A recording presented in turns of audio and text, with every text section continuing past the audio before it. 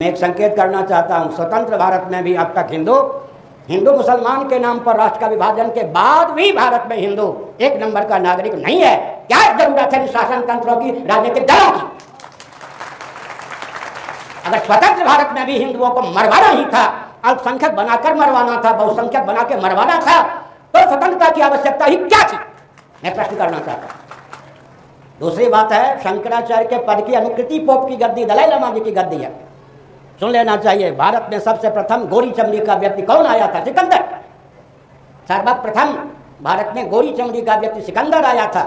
उस समय कोई भी ऐसे राजा नहीं थे जो 70 वर्ष से कम अवधि तक शासन करते। कम से कम 115 वर्ष की आयु होती थी।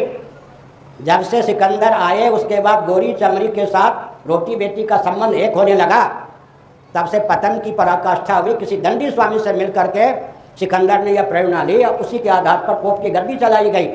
वेटिकन सिटी में जो पोप रहते हैं वो रिलीजन, मजहब, पंथ के सर्वोच्च गुरु ही नहीं होते, बल्कि वेटिकन सिटी राजधानी होती है। पोप राष्ट्राध्यक्ष और सेनाध्यक्ष भी होते हैं। मान्य दलाई लामा की गद्दी तिब्बत की दृष्टि से विचार करें तो लगभग 700 वर्षों की है। तिब्बत के संविधान के अनुसार मान्य दलाई लामा बौद्धों के सार्वभौम गुरु ही नहीं होते, वो राष्ट्राध्यक्ष और सेनाध्यक्ष भी होते हैं। यहाँ तो शंकराचार्य पहले से ही राष्ट्राध्यक्ष और सेनाध्यक्ष होते थे। अफगानिस्तान के बाद में बर्मा को, फिर श्रीलंका को, फिर 2 खंडों में पाकिस्तान को बांटा अंग्रेजों ने। भारत के प्रधानमंत्रियों ने अब तक 9 बार देश का विभाजन करवाया है। विभाजन विभाजन विभाजन।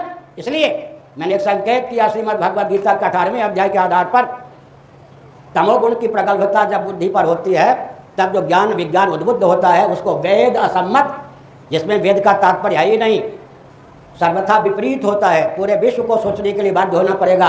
पूरे विश्व में 80% ज्ञान विज्ञान वेद असम्मत, वेद विरुद्ध होने के कारण सर्वथा विपरीत हैं। उदाहरण के लिए विकास की परिभाषा, उसके क्रियान्वयन की विधा ही अपूर्ण है, विस्फोटजनक है। सबसे पहले मैंने उदाहरण दे दिया।